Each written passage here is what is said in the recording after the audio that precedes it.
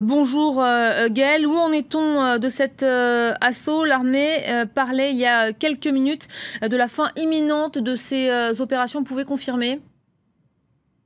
Oui, tout à fait. En fait, ce que l'armée dit, c'est que les 6 assaillants ont été neutralisés. L'un d'entre eux, au moins, s'est fait exploser. C'était des kamikazes équipés de vestes explosives. Donc, l'armée, pour maintenant, est en train apparemment de faire le tour de l'école pour s'assurer qu'il n'y ait plus de danger d'explosifs, par exemple, qui auraient pu être placés sur les lieux. Donc, les talibans qui ont perpétré cette attaque et qui l'ont revendiqué très tôt dans la journée, après le début de l'assaut, et disent qu'ils l'ont mené en guise de représailles contre l'opération militaire qui a lieu depuis maintenant plusieurs mois, depuis le mois de juin, dans le nord-ouest du pays. Une opération militaire qui vise justement à déloger les talibans et d'autres rebelles islamistes de la région où ils se réfugient depuis plusieurs années relativement facilement.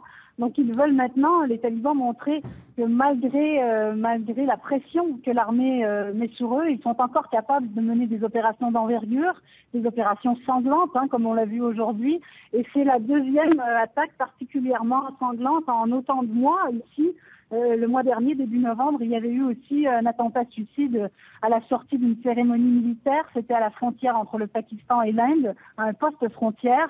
Donc vraiment, aujourd'hui, les Pakistanais constatent que la menace talibane est encore bien présente, qu'elle peut encore faire énormément de dommages.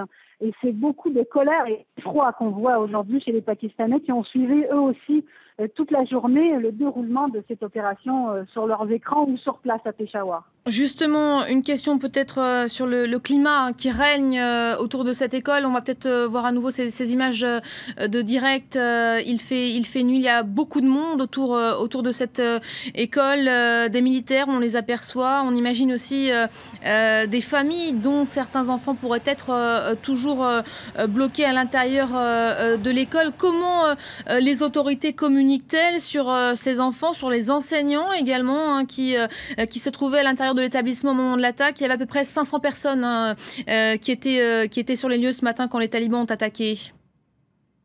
Oui, les biens sont venus d'abord, comme c'est toujours le cas des hôpitaux, qui dénombrent les morts qui arrivent et les blessés. Ensuite, on a vu sur les écrans apparaître, bien sûr, les dirigeants politiques, notamment le Premier ministre qui s'est rendu sur place à Peshawar, Nawaz Sharif, qui est maintenant sur place et qui a déclaré un deuil national suite à cette attaque. Effectivement, sur place, dans le quartier où se situe cette école, tout de suite ont afflué, entre autres, bien sûr, les commandos militaires, la police, mais aussi les familles inquiètes de connaître le sort de leurs enfants. Et malheureusement, les nouvelles pour beaucoup de ces familles ont été celles qu'elles ne voulaient pas entendre, c'est-à-dire on a vu des mères éplorées dire qu'elles avaient envoyé leur fils à l'école comme tous les jours et qu'elles ne le reverraient plus. Donc ce sont des scènes horribles, bien sûr, pour toutes ces familles aujourd'hui. Gaël Berdou, merci pour ces derniers éléments d'information. Donc, la fin de l'opération de l'armée pakistanaise serait donc imminente. Sachez-le, si vous nous rejoignez, un sixième taliban, un sixième assaillant a donc été neutralisé, tué par les commandos militaires pakistanais.